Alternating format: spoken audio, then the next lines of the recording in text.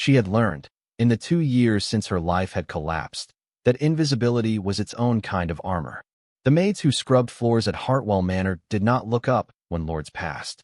They did not speak unless spoken to, and they were almost never spoken to. They pressed themselves against the wainscoting and became part of the architecture, as unremarkable as the marble beneath their knees, as interchangeable as the candles that lined the great hall. Celia Ashby had mastered this art with a thoroughness that should have made her proud, and instead made her feel like something slowly disappearing. It was on an ordinary Tuesday in late November that everything changed. She was on her knees in the eastern corridor, her brush moving in slow, deliberate circles across the pale stone floor, when she heard footsteps she did not recognize. Not the measured tread of the housekeeper, not the hurried patter of the kitchen girls, not the heavy, confident stride of the senior footman. These footsteps were different, unhurried but purposeful, the walk of a man who owned every room he entered and knew it. Celia pressed closer to the wall and kept her eyes down. The footsteps stopped. She felt the pause before she understood it, a shift in the air, a weight of attention that settled over her like a hand. For a long, strange moment, nothing moved. The entire corridor seemed to hold its breath. Then his voice came, low and quiet and entirely unexpected. "What is your name?" If you are finding yourself drawn into this story already, please take a moment to like and subscribe, and drop a comment below telling me where in the world you are watching from. I love hearing from you, and your support is what makes these stories possible. No one had asked Celia Ashby her name in 11 months. She had counted. She raised her eyes slowly, because old habits of caution died hard, and found herself looking up at a man she had never seen before in this house. He was tall, dark-haired, dressed in traveling clothes that carried the fine cut of London tailors despite being dusty from the road. His face was lean and angular, the kind of face that held its expressions carefully, releasing nothing easily. His eyes were the color of deep water, gray-green and difficult to read, and they were fixed on her with an attention that felt almost physical in its intensity. She knew, with a certainty that arrived the way all terrible certainties did, all at once and without mercy, that this was him. His Grace, Edmund Vale, Duke of Hartwell. The man who owned this house, these corridors, these marble floors beneath her knees. The man who had been abroad for nearly 3 years, and whose return had sent the entire household into a frenzy of preparation for the past fortnight. The man whose name was spoken in the servants' hall with a reverence that bordered on fear. He was standing over her, waiting for an answer, and Celia's mouth had gone completely dry. "Celia, Your Grace," she managed. "Celia Ashby." Something crossed his face. Not recognition, for they had never met. Something else. Something she did not yet have a name for. "How long have you been employed here, Celia Ashby?" 2 years, Your Grace." He said nothing for a moment. His gaze moved from her face to the bucket beside her, to the brush still clutched in her reddened hands, and then back to her face with a deliberateness that made her feel entirely exposed.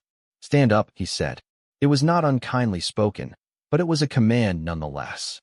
She obeyed, rising from her knees with as much dignity as one could muster when one's dress was damp and one's hands smelled of lye soap.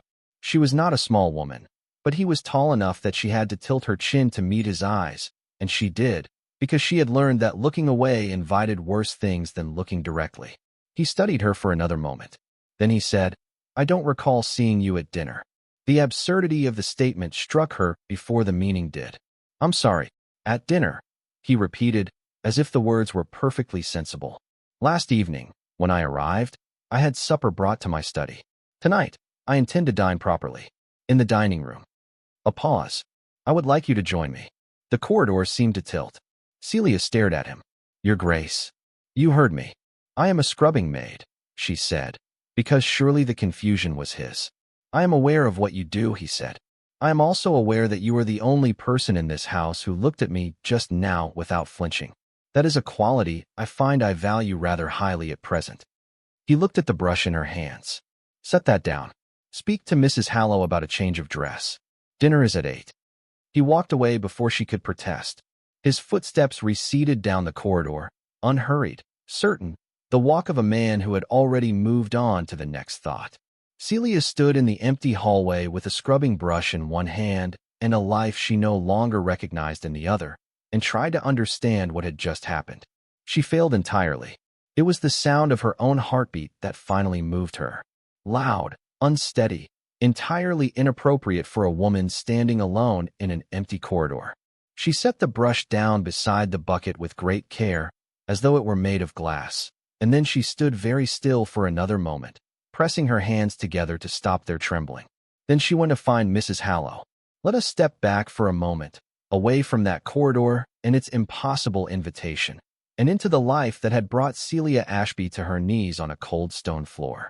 Her father had been a man of letters and modest means, a solicitor of good character and poor financial instinct whose faith in the fundamental goodness of others had been, ultimately, the instrument of his ruin.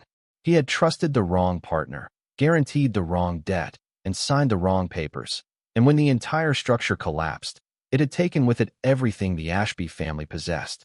The house and bath, the furniture accumulated over 3 generations, the small but cherished library that had been Celia's particular joy, the silver tea service her mother had brought to the marriage, the quiet, comfortable, entirely unremarkable life they had led within it. Her father did not survive the shame. The fever that claimed him 3 months after the bankruptcy was, Celia believed, simply grief wearing a medical costume. Her mother went to live with an elderly aunt in Devon. Her younger brother Charles secured a clerk's position through the charity of a former colleague of their father's. And Celia, who was 23 and educated and possessed of absolutely no marketable skill that polite society recognized as such, had spent 6 months exhausting every respectable option before accepting that respectable options were a luxury she could no longer afford.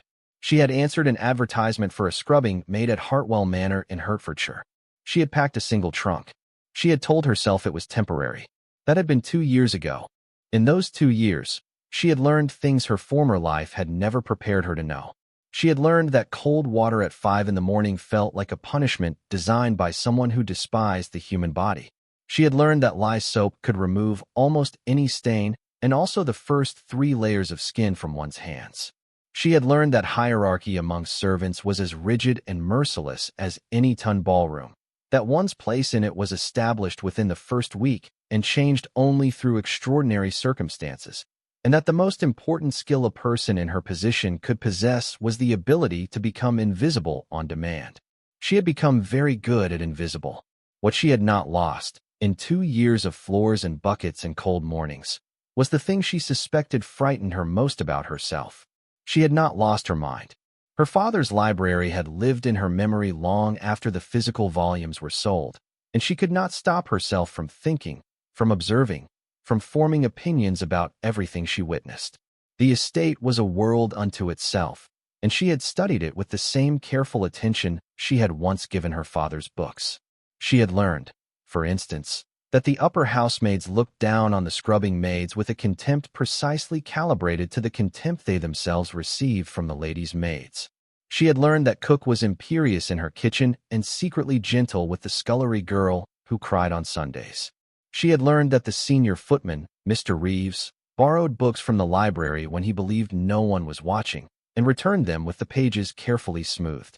She had learned about the Duke of Hartwell himself, though she had never met him, through the stories that circulated in the servants' hall like weather. He had inherited the dukedom at the age of 26, when his father died unexpectedly from a riding accident. He had been, by all accounts, entirely unprepared. The old duke had been a man of great charm and greater excess, leaving behind estates well managed on the surface and riddled with debt beneath it.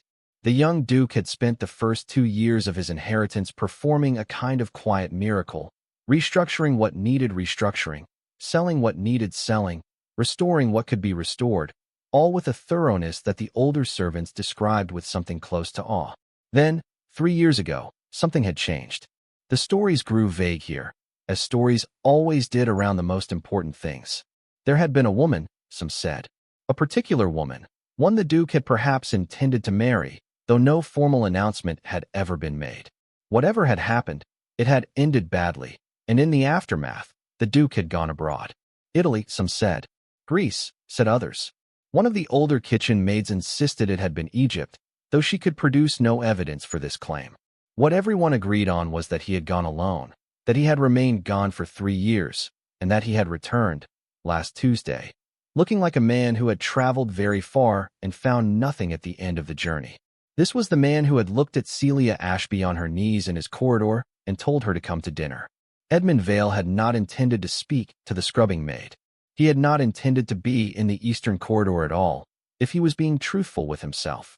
He had been seeking the library, which should have been accessible through the main corridor, but 3 years abroad had apparently erased his instinctive knowledge of his own house, and he had taken a wrong turn and found himself in the service wing and nearly stepped on a woman who was working with the focused, almost meditative intensity of someone who had made peace with their task in a way that most people never managed with anything.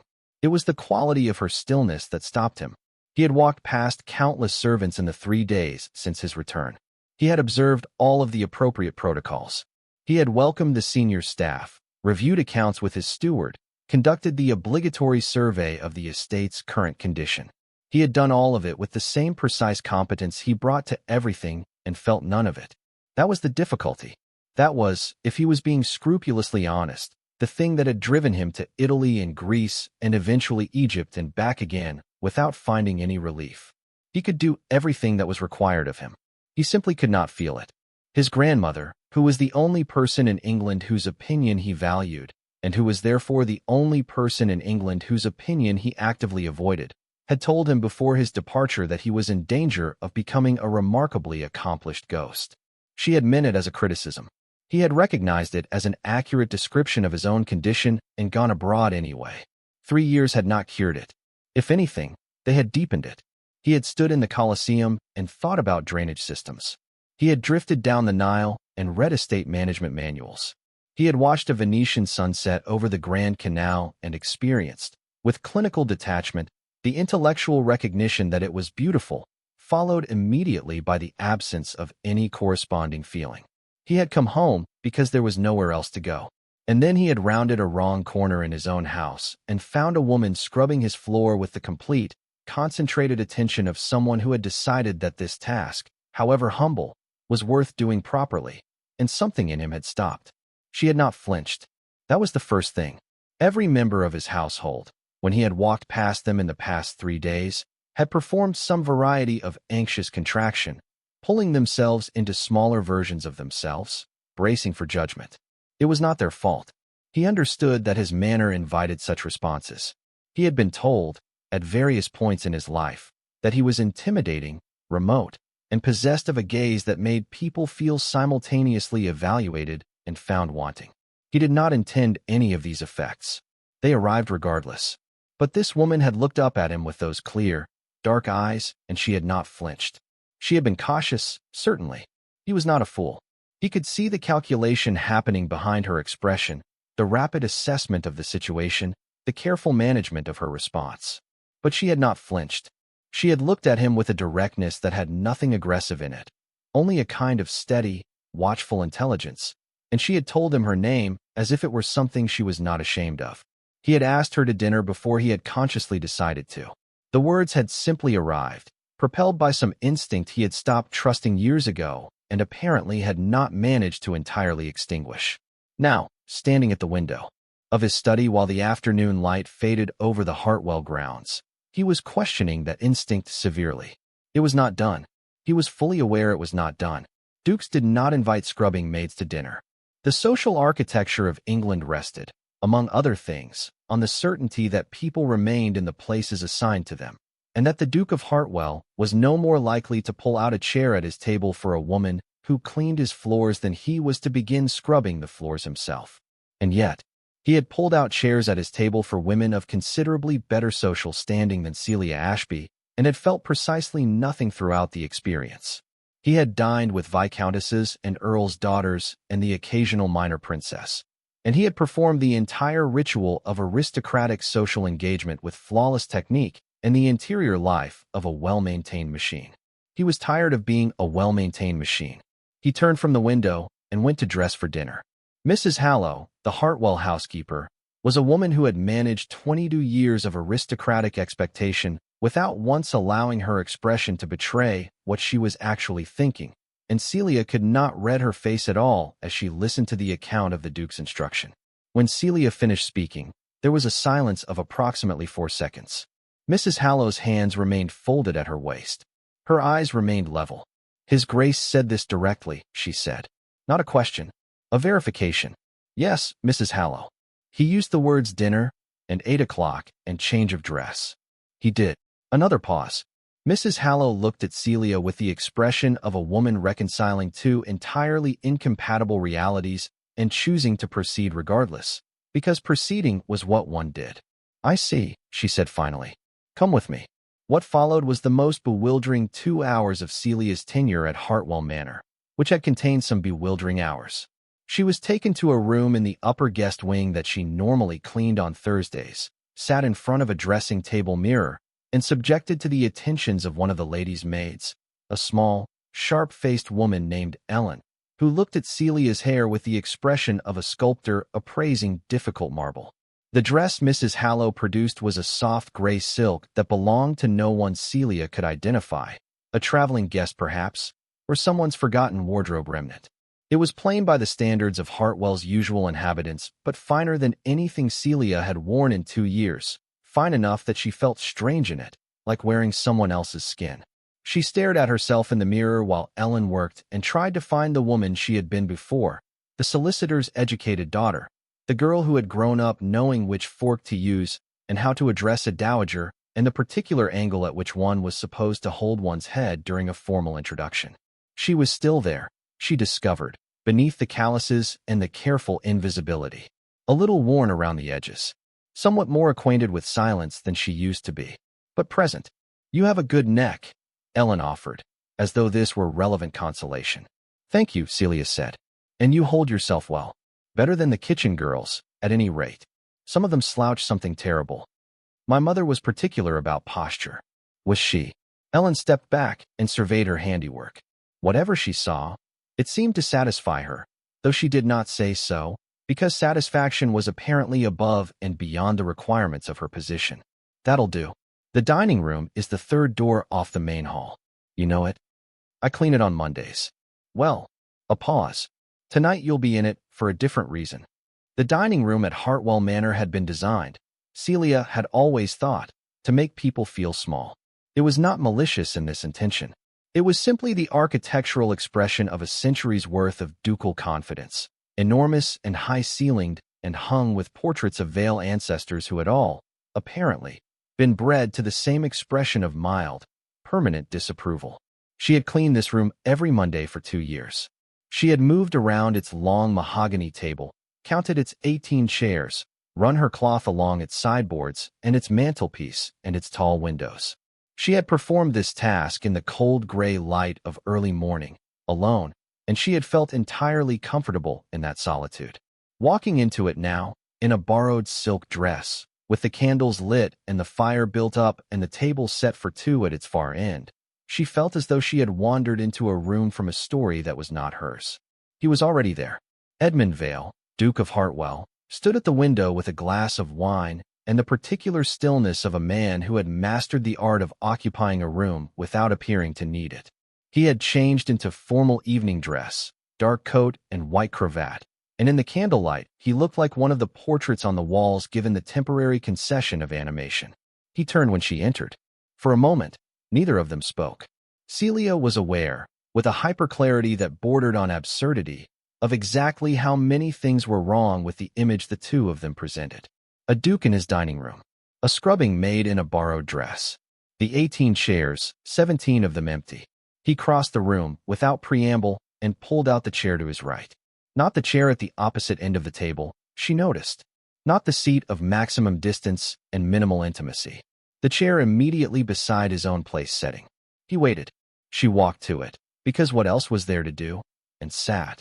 And he moved to his own chair with the unhurried deliberateness of a man carrying out a decision he had made and did not intend to revisit. The first footman, stationed at the sideboard with the perfectly schooled expression of a man seeing absolutely nothing unusual, stepped forward to pour wine. "Thank you," Celia said to him. She caught, from the very corner of her vision, the slight flicker of the Duke's attention at this. She did not look at him directly. The soup arrived. It was excellent, because the soup at Hartwell was always excellent, and Celia wrapped both hands around the warmth of the bowl for a moment before remembering herself and reached instead for the correct spoon. "You know which spoon to use," the Duke observed. "My mother was also particular about table manners. She sounds thorough." She was. A pause. "She died when I was 16. The thoroughness survived her." Something shifted in the quality of his attention, a slight deepening, an increased focus.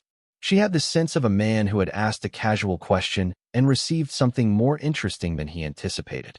"And your father?" he asked. She considered, for a brief moment, whether to deflect. She decided against it. Deflection required a certain investment in the performance of not being oneself that she had, over the past 2 years, become increasingly unwilling to sustain. "He died 2 years ago," she said. "Debt and shame and a fever that might not have taken him if he had possessed less of the first two. I came here 6 weeks after his funeral." The Duke said nothing for a moment. He lifted his wine glass, turned it slightly in the candlelight. "I am sorry," he said, and it had the quality of a man who meant it rather than a man performing the correct response to difficult information. "Thank you," she said. "Why did you ask me to dinner?" The directness of it surprised even herself. But it had been sitting at the front of her mind since the corridor, and the soup had given her just enough warmth to stop suppressing it. He looked at her. In the candlelight, his eyes were more gray than green, and very direct. "You were the only person I encountered today who looked at me as if I were a person rather than a title." "You are both," she said. "Yes," he said, "but most people see only one." The fire crackled. The candles sent their light across the long, empty table and the watching portraits and the 2 people sitting closer than propriety required, eating soup in a silence that had, without either of them quite deciding it, become something other than uncomfortable. "Your Grace," Celia said finally. "Yes. I am still a scrubbing maid. Tomorrow I will still be a scrubbing maid. Whatever tonight is, I am not certain it changes that, and I think it is better that we both understand it clearly." He regarded her for a long moment. His expression, which had been carefully neutral since she entered the room, shifted by some small but legible degree, something that might have been, in a man less practiced at controlling his face, the beginning of respect. "You are remarkably practical," he said. "I am a woman who has been reduced to washing floors," she said. Practicality was not optional. He was quiet for a moment. Then he said, "You are right that I cannot guarantee what tomorrow looks like. But I asked you to dinner tonight, and tonight you are here, and I find that I would like very much to talk to you. Is that sufficient for now?" She looked at him across the candlelit table, this man who owned everything she touched and had just asked her permission to speak to her, and felt something shift in the geography of her chest. Something small and dangerous and entirely unwelcome. "That," she said carefully, "I think I can manage." The soup bowls were removed. The next course arrived. The candles burned. And the Duke of Hartwell and the woman who cleaned his floors talked, cautiously at first and then with increasing ease, about books and about estate management and about Egypt, which was, he confirmed, where he had spent the final year of his absence, and about Bath, where she had grown up, and about the particular quality of silence that large, empty houses produced in their rooms after midnight, which they had both, it turned out, noticed. Outside, the November wind moved through the Hartwell grounds, rattling the old windows in their frames. The fire settled and the candles shortened. The footman at the sideboard remained in his position of perfect professional blindness, attending to his duties and observing nothing at all. And in the servants' hall, where word had already traveled with the speed that only domestic intelligence could achieve, the maids and footmen and kitchen staff of Hartwell Manor sat over their own evening meal and spoke in low, startled voices about the scrubbing maid who had been invited to the Duke's table, and what it might mean, and whether anyone had ever seen anything like it before. None of them had. Not one of them could have said what happened next. But every single one of them, without quite admitting it, wanted to find out. The morning after dinner arrived the way mornings always did at Hartwell Manor, cold and definite, and entirely indifferent to whatever had occurred the night before. The fires needed building. The floors needed sweeping. The day needed beginning, and it had no particular interest in the state of anyone's interior life. Celia was at her bucket by 5:30. She had made a decision in the small hours of the night, lying awake in the narrow bed of the servants' quarters while the old house settled around her. The decision was this: last night had been an aberration, a peculiarity of the Duke's first week home, when the strangeness of return had perhaps unsettled his judgment. He had asked her to dinner out of some impulsive instinct he would review in the cold light of morning and quietly set aside. She would return to her floors. He would return to his proper world. And the evening would recede into the category of things that had happened once and would not happen again. She had almost convinced herself of this by the time Mrs. Hallow appeared in the eastern corridor at 8 o'clock with the expression of a woman carrying news she had not asked to deliver. "His Grace wishes to see you in the library," Mrs. Hallow said. "At your earliest convenience," which I understand to mean immediately. Celia set down her brush. The library was a room she had always loved in secret, in the way one loves things one is not supposed to want. It occupied the entire west wing of the house's second floor, a long, beautiful space-lined floor to ceiling with volumes that represented 2 centuries of Vale collecting. History and natural philosophy and literature in 3 languages. Maps of continents she had never seen. Botanical drawings of flowers she would never touch. She cleaned this room on Wednesdays and always allowed herself 10 minutes extra, moving slowly along the shelves, reading spines, conducting a quiet inventory of everything she was not permitted to open. Edmund Vale was standing at the far end of it when she entered, examining a volume he did not appear to be reading. He looked, she thought, like a man who had also not slept particularly well. There were faint shadows beneath his eyes, and a quality of restlessness in the way he held himself, contained but barely. "You returned to your floors this morning," he said, without turning from the book. "That is my position, Your Grace. I would like to change that." He set the book down and faced her. "I am reassigning you." She waited. "There is a position here in the library. The cataloging has been neglected for 3 years in my absence and is in considerable disorder. You would be responsible for restoring it. No more floors." Celia looked at him. She thought, with careful precision, about everything that this offer meant and did not mean. She thought about what it would cost her among the other servants, who already regarded last night's dinner with the suspicious fascination of people watching a fire they could not decide whether to approach or flee. She thought about what it would cost her in the longer calculus of her life, this attachment to a man in a position so far above her own that the distance was almost geometrical. And she thought about the library, about 2 years of Wednesday mornings and 10 stolen minutes, and the particular ache of proximity to things one cannot have. "You are doing this because you feel guilty," she said. He blinked. The expression was slight, but she caught it. "I beg your pardon.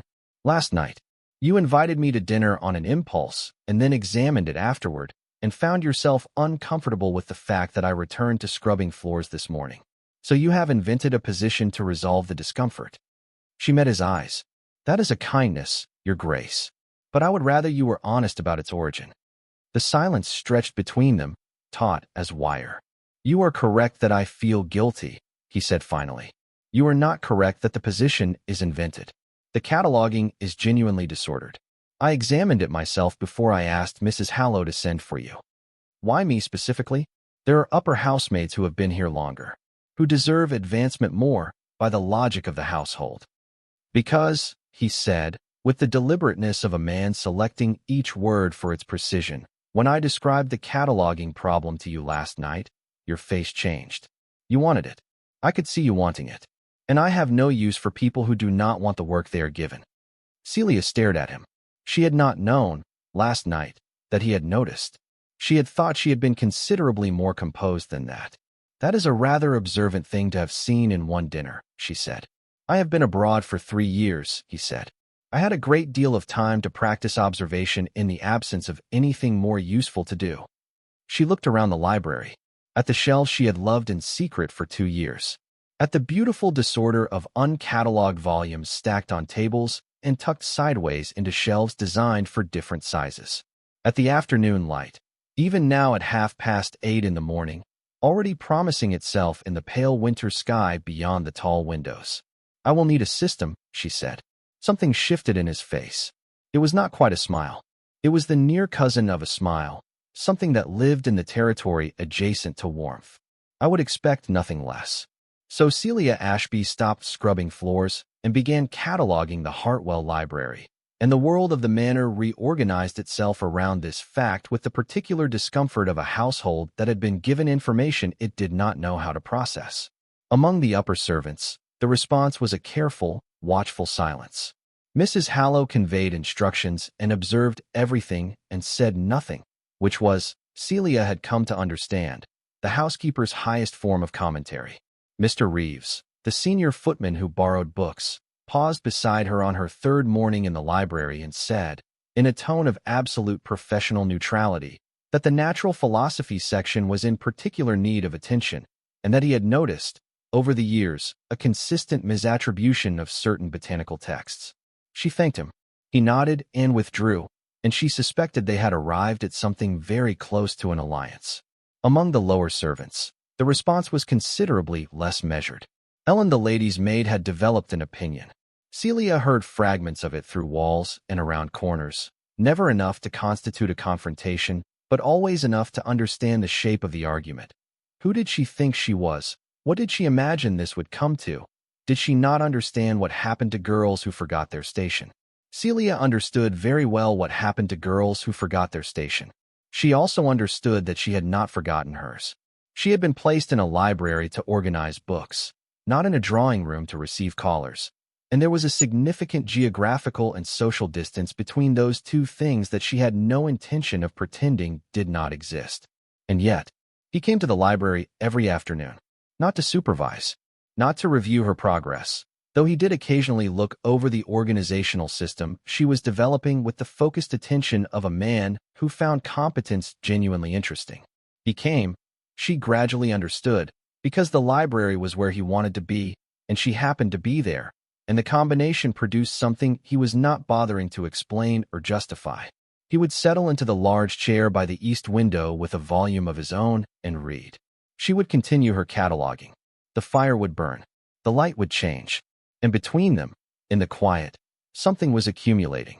He talked to her. Not constantly, not with the desperate social energy of a man who feared silence. In the spaces between pages, in the pauses between one task and the next, he offered things. Small things, at first. An observation about the text he was reading. A question about her organizational logic. Comments that were not quite conversation and not quite not conversation, that existed in some intermediate territory she did not have a name for. She learned, in this way, that he had loved Egypt for the silence of it and hated it for the same reason. That his father had been a man of considerable personal warmth who had used that warmth to avoid every difficult conversation that life presented him with, which Edmund had found both admirable and catastrophic. That he had a younger sister in Edinburgh who wrote him letters he answered 2 months late and received in reply letters that opened with the words "You are impossible." That he had tried, for approximately 6 months after inheriting the dukedom, to enjoy the social season in the manner expected of a man of his position and rank, and had found it precisely as pleasurable as a surgical procedure performed without adequate preparation. She offered things in return, with more caution. Her father's library. The particular quality of Bath on a winter morning. Her brother Charles, who was kind and limited and doing his best with both of these facts. The way she had felt, arriving at Hartwell for the first time with a single trunk and the understanding that this was where pride ended and necessity began. "You were not angry," he said one afternoon, looking up from his book. "When you arrived, I would have expected anger." "I was furious," she said. "I simply had nowhere useful to put it. So you put it into the floors." She had not thought of it that way before. "I suppose I did. And now?"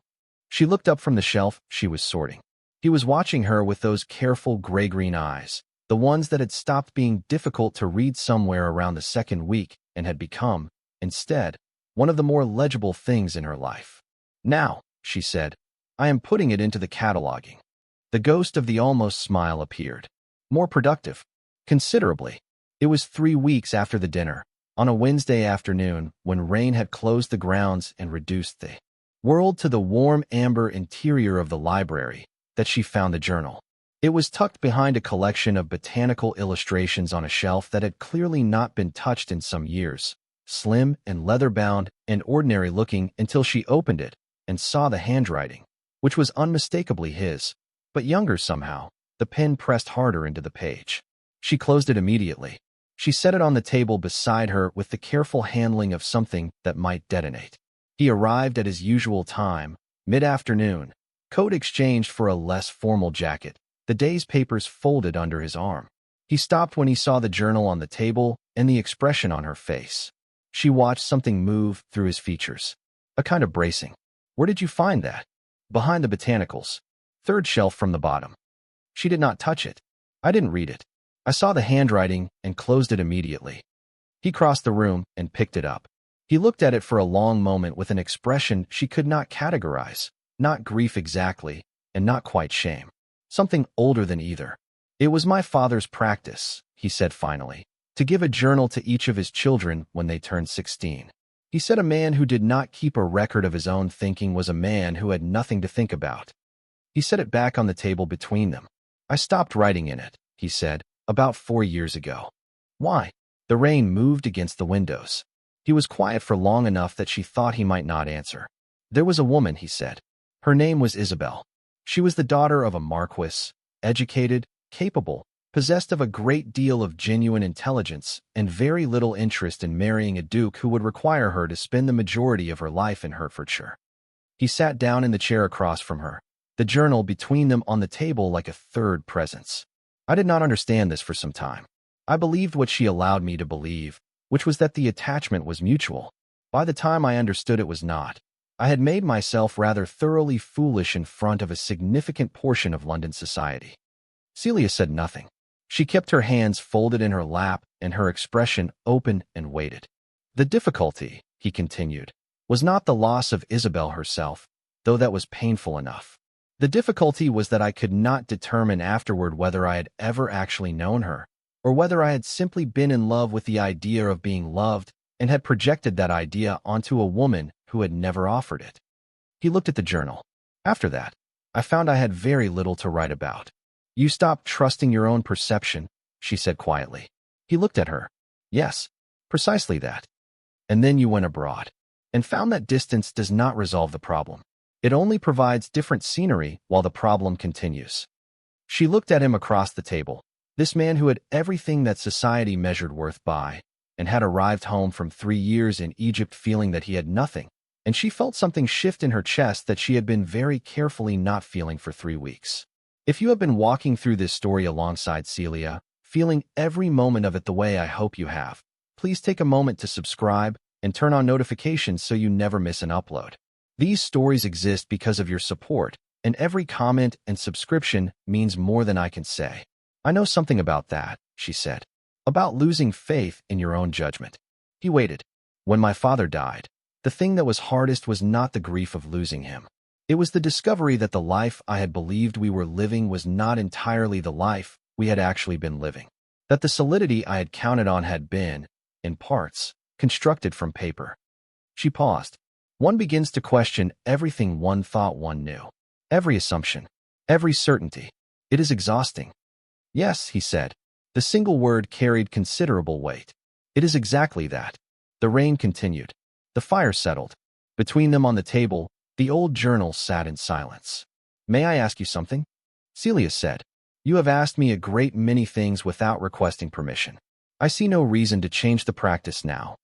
When you look at me, she said carefully, what is it that you actually see?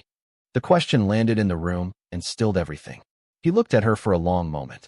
His expression did not perform itself for her benefit.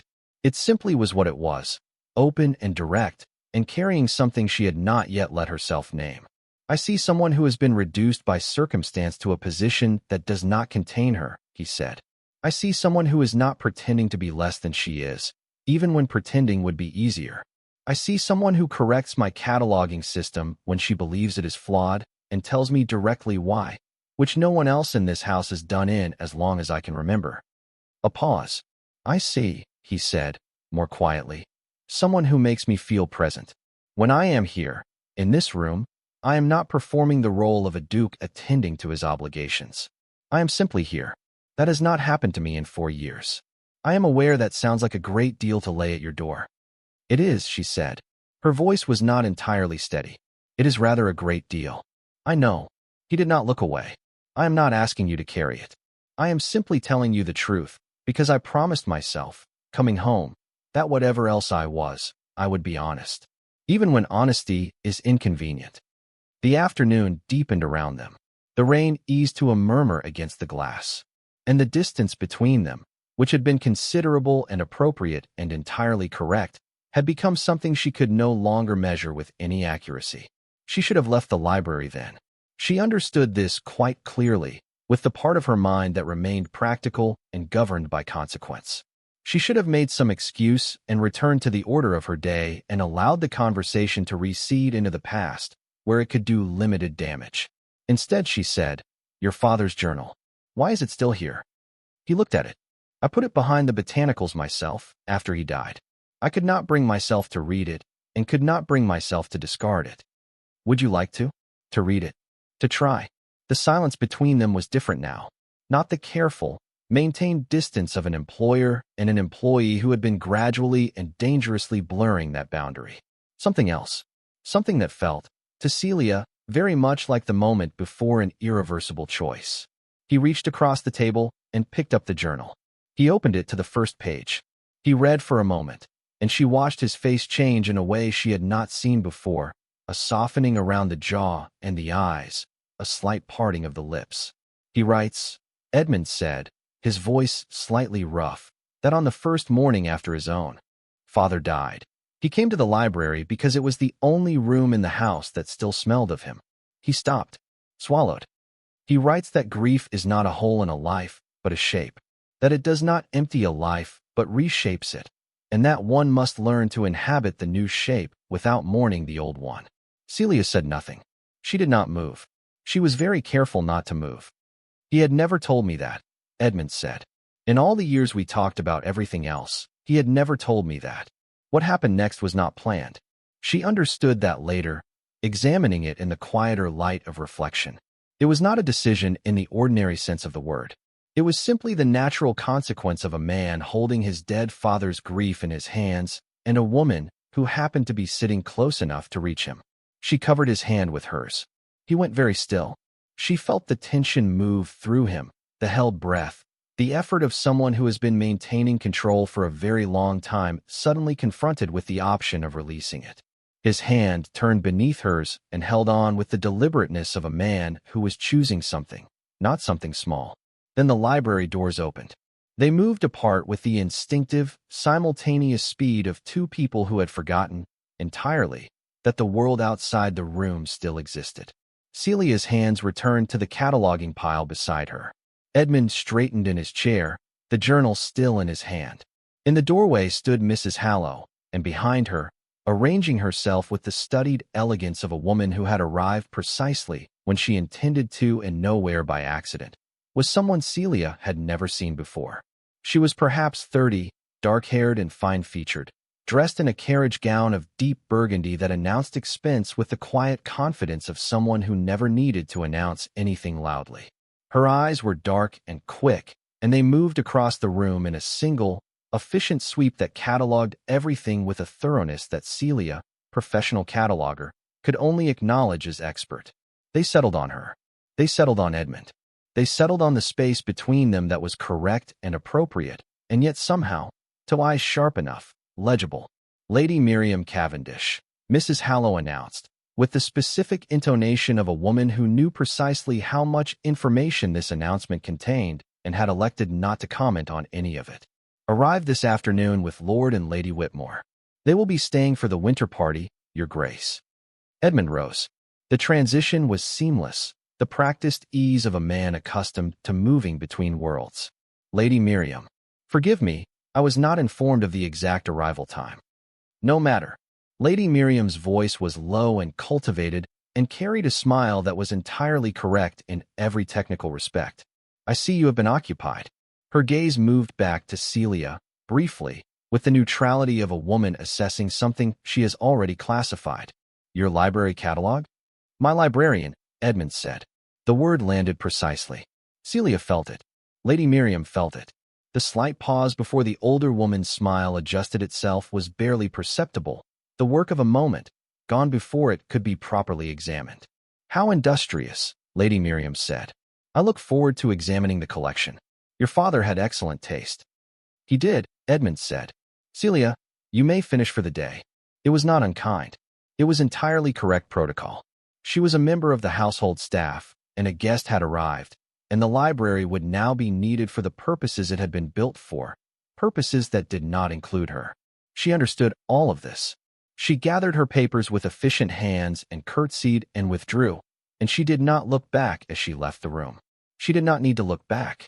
She had already seen everything she needed to see in that single, efficient sweep of Lady Miriam Cavendish's dark and expert eyes. The winter party transformed Hartwell Manor the way heavy weather transformed a landscape, not destroying anything, but altering the quality of everything. Rooms that had been quiet filled with voices. Corridors that had been empty filled with movement.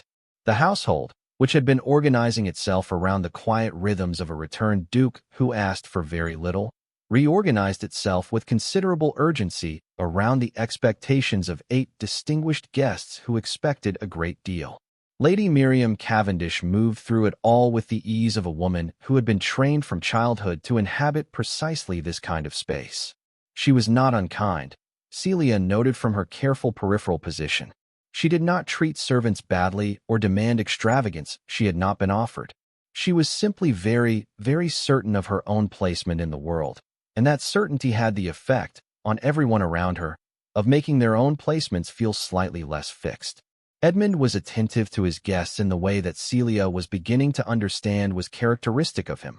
Competent, courteous, precise, and present in the technical sense while remaining elsewhere in the fuller sense. She watched him at dinner from her position in the library, which faced the dining room courtyard, working late because the house party had disrupted the afternoon's quiet, and she had found she could not settle to the cataloging with Lady Miriam's voice occasionally drifting through the walls. She watched him hold Lady Miriam's chair. She watched him listen to her conversation with the polite, contained attention he brought to everything. She watched Lady Miriam watch him, with the careful consideration of a woman conducting a long-term assessment of a significant decision. She told herself she was not watching any of this. She told herself she was cataloging. He found her there at 10 o'clock, when the dining room had finished and the guests had gone to the drawing room, and a footman had told him, apparently, where she was. You are working very late, he said from the doorway. The cataloging is behind schedule. She did not look up. The house party has reduced my available hours. He came into the room and stood near the fire, close enough that she could feel the warmth of him and the slight tension he carried, the quality of restrained energy that meant he was thinking about something he had not yet said. She is being considered as a match, he said. Lady Miriam, I should tell you, because you will hear it from someone, and I would rather you heard it from me first.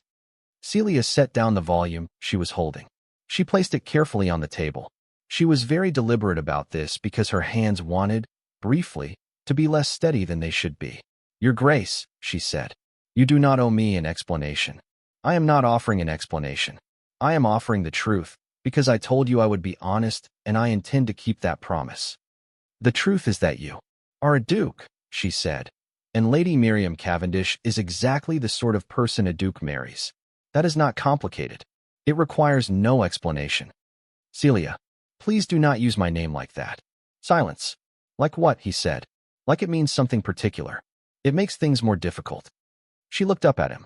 She made herself hold his gaze because she had never been someone who looked away from difficult things. You asked me to come to dinner 3 weeks ago because I did not flinch. I have tried, since then, to continue not flinching. But there are limits to what a person can maintain. He crossed the room in several strides, and she thought, for one terrifying and entirely unreasonable moment, that he was going to do something irreversible. Instead, he stopped 3 feet from her and said, in a voice stripped of all the careful control she had become accustomed to hearing, tell me what you want. Not what is appropriate, not what is practical, what you actually want. She looked at him. At this impossible man in his impossible house with his impossible eyes and the dead father's journal he had finally opened, and the hollow he had been living inside for 4 years, and the woman in the burgundy dress who was exactly the right shape to fill the space that Celia Ashby could never, by any logic of the world she inhabited, presume to occupy. It does not matter what I want, she said. Her voice was level. She was proud of it. What I want has never been the relevant question. The relevant question is what is possible. And I think, Your Grace, if you examine it honestly, you know the answer to that. She left the library before he could answer. She walked through the corridors with the measured pace of a woman who was not running, because she was not running, and she returned to the servants' quarters and sat on her narrow bed in the dark and was very quiet for a very long time.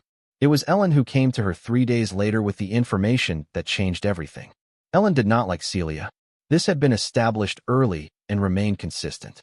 But Ellen was also, Celia had come to understand, a fundamentally honest person whose dislike did not extend to dishonesty, which was why she appeared in the library doorway on a Thursday morning with an expression that contained both satisfaction and something more complicated. You should know, Ellen said, without preamble, that Lady Cavendish spoke to Mrs. Hallow this morning. She asked questions about you, where you came from, how you came to be in the library, why you were there instead of someone with actual training. Celia kept her expression neutral. That seems like a reasonable inquiry from a guest.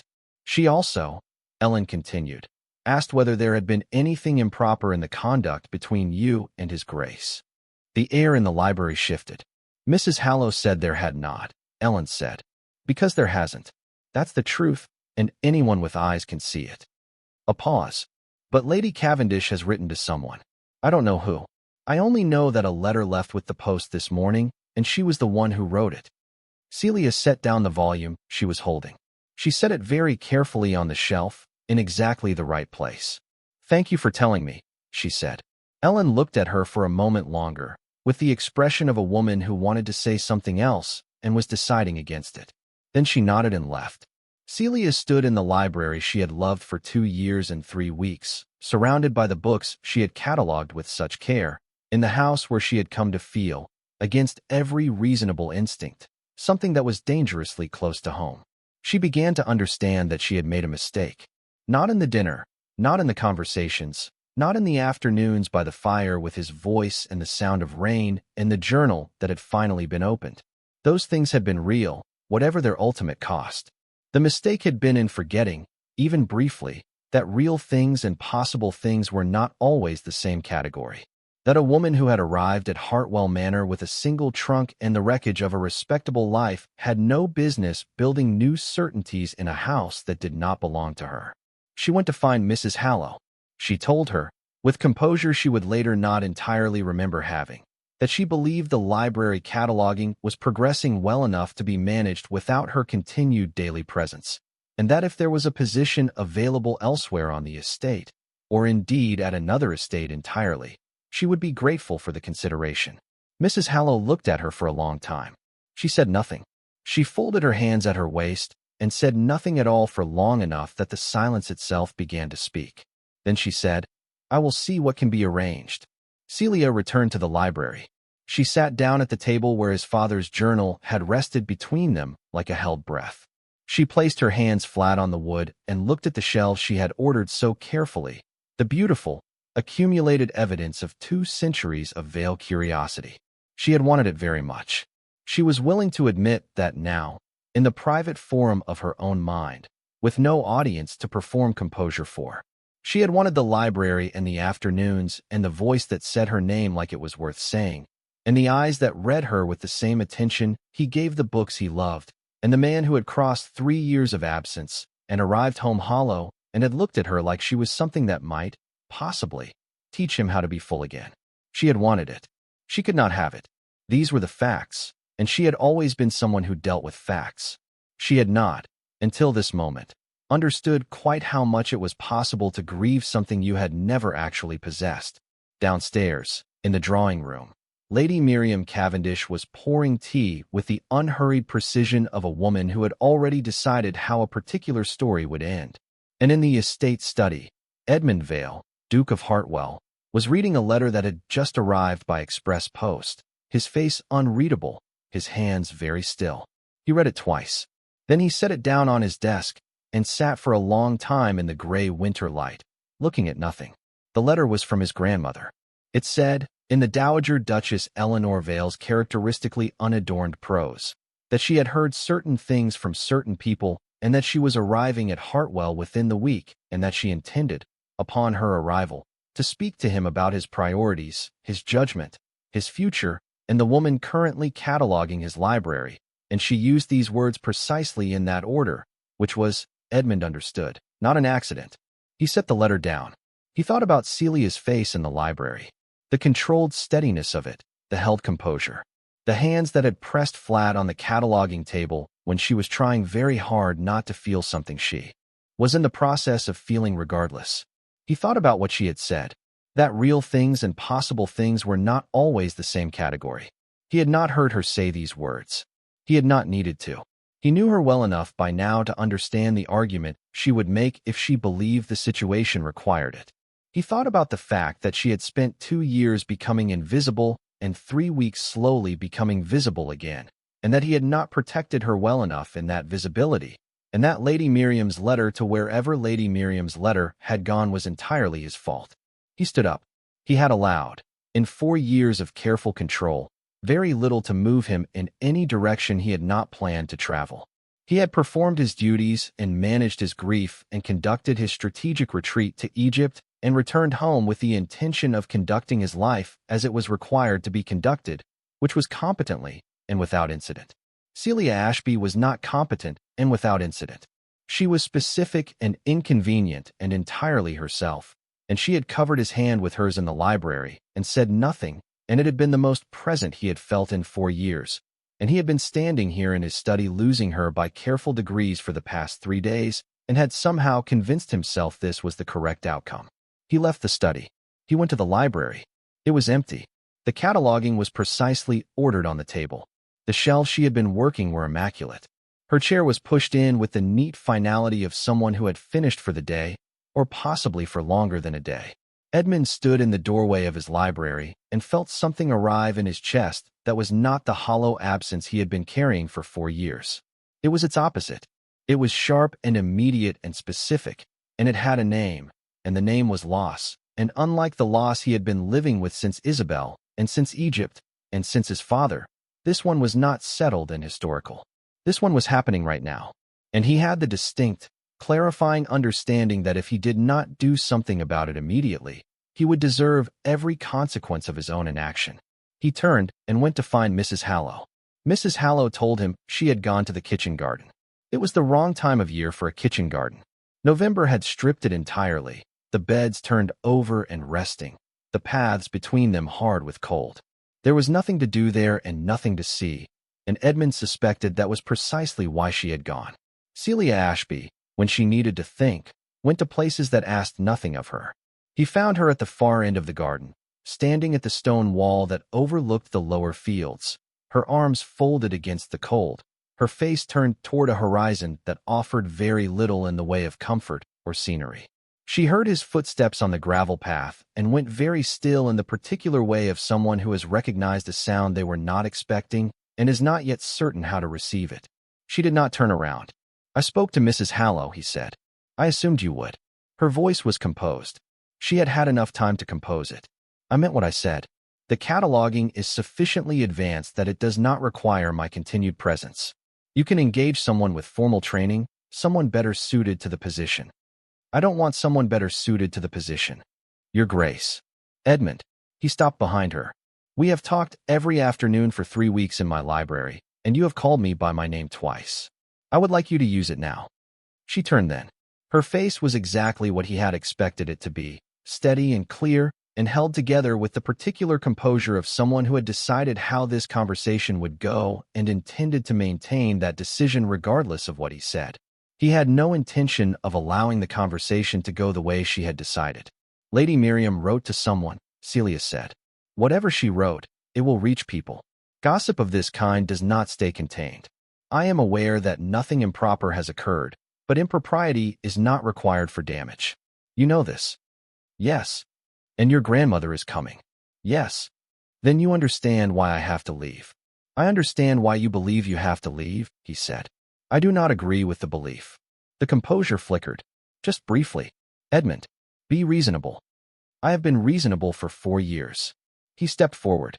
"I was reasonable when I came home from Egypt and found a household full of people performing loyalty and feeling nothing in particular. I was reasonable when my grandmother began discussing Lady Miriam. I was reasonable every afternoon in that library when I sat 3 feet from you. and told myself that proximity was not attachment and that I could manage the distinction indefinitely. He stopped. He was standing close enough to see the slight unsteadiness in her breathing, the thing she was holding together with both hands. I cannot manage the distinction, he said. I have tried.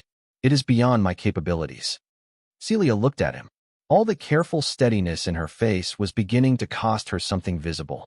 You are a duke. I wash floors. You catalog my library.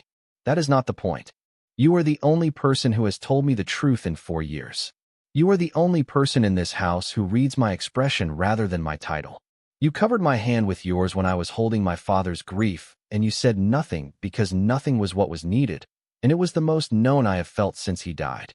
He held her gaze. Tell me that is not the point. Tell me that with conviction, and I will let you go. She said nothing. The winter fields stretched behind her, empty and cold, and entirely indifferent to the two of them. The wind moved through the bare kitchen garden and troubled neither of them at all. I am afraid, she said finally. The words came out stripped of performance, honest in the way that only exhaustion produces. I have rebuilt myself twice already. After my father, after the trunk and the floors, and the beginning again. I do not know if I have a third rebuilding in me, and if this goes wrong, if I allow myself to believe in it, and it goes wrong, I don't. She stopped, drew a breath. I don't know what would be left. Edmund reached out and took her hands. They were cold from the November air, and he held them in both of his and felt her resist, briefly, and then not resist. I am afraid too, he said. I have been afraid of exactly this since the second afternoon in the library, when you told me that my cataloging system had a structural flaw and proceeded to explain, with complete confidence, why you were correct, which you were. He looked at her hands in his.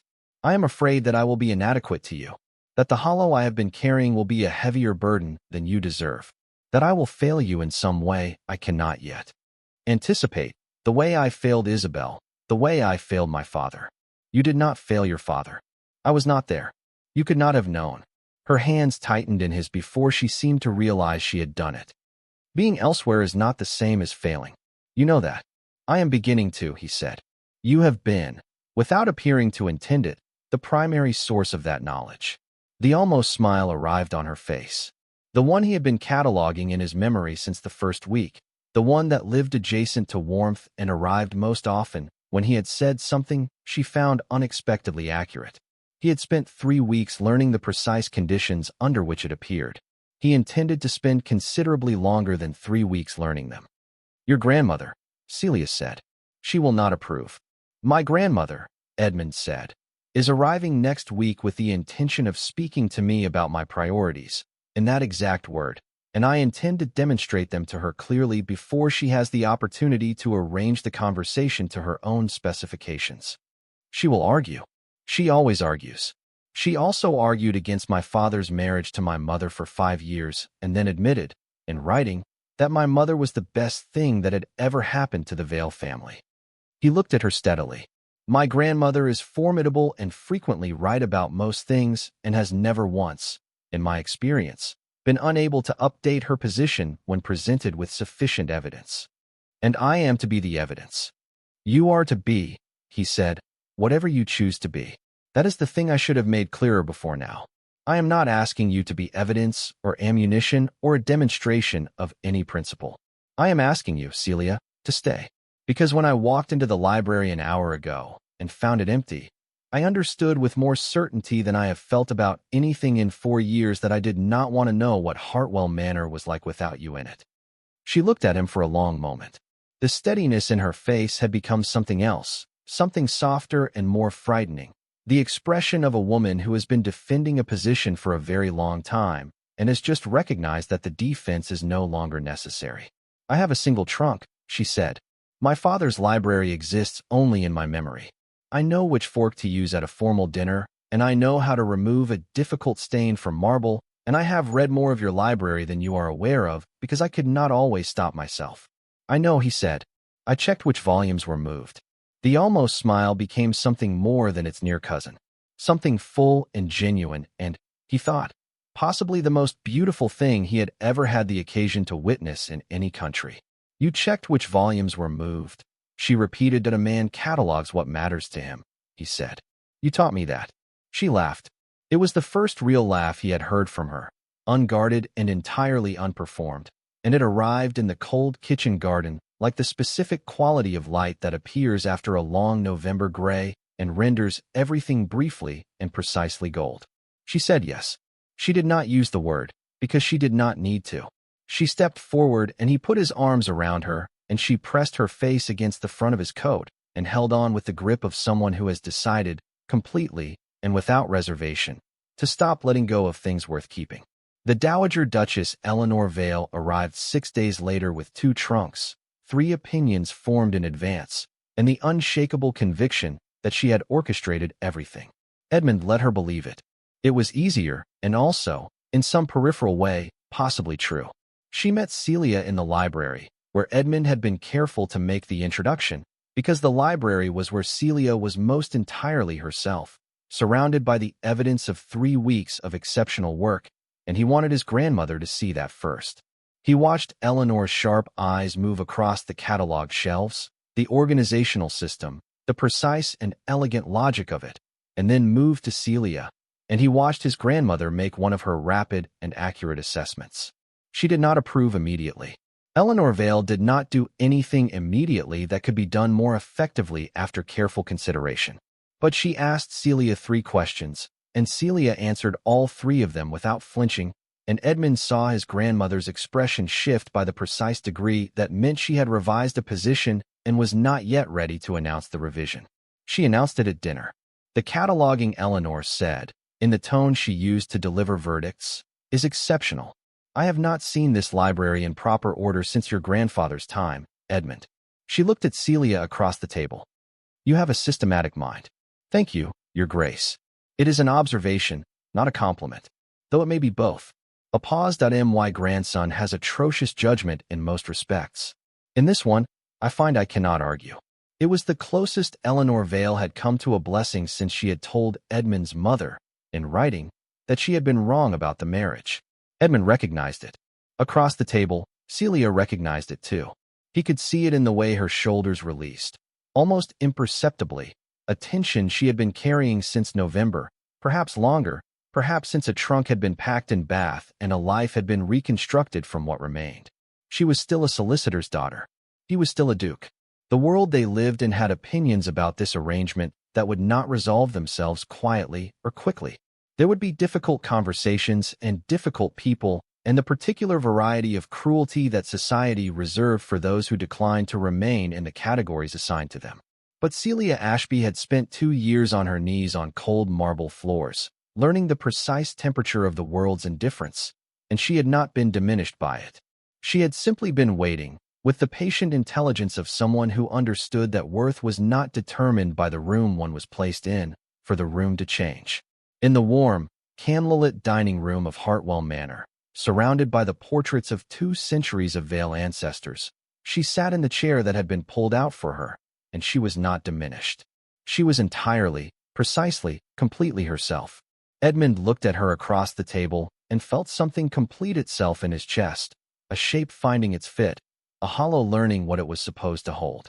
It had taken 4 years in Egypt and a wrong turn in an eastern corridor and a bucket of cold water and a library that had been waiting for someone to love it properly. It had taken a woman who did not flinch. Thank you so much for watching until the end. If you love this story, check out the other videos on your screen now. I think you will really enjoy them. And do not forget to subscribe if you have not already. See you in the next story.